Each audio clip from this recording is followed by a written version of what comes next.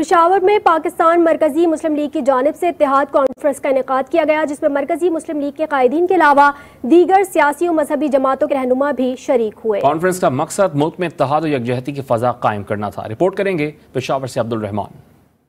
ملک میں مذہبی اور سیاسی اختلافات سے بالاتر ہو کر اتفاق اور اتحاد کی فضا قائم کرنے کے لیے پاکستان مرکزی مسلم لیگ کی جانب سے پشاور میں اتحاد کانفرنس کا انعقاد کیا گیا۔ اپنے خطاب میں پاکستان مرکزی مسلم لیگ کے صدر خالد مسعود سندھو کا کہنا تھا کہ ہماری قوم کو ایک سازش کے تحت تقسیم کیا جا رہا ہے۔ آج کے حالات اتنے خطرناک، اتنے شدید ہیں کہ اس کو اگر سنبھالا نہ گیا، اگر آج ہم اکٹھے نہ ہوئے تو ہم خطرہ محسوس کرتے ہیں کہ ہمارا ملک کسی بڑے خطرے سے دوچار نہ ہو جائے۔ اتحاد کانفرنس میں کثیر تعداد میں پشاور سمیت دیگر اضلاع سے لوگ شریک ہوئی، جنہوں نے پاکستان میں اتفاق اور اتحاد پر زور دیا۔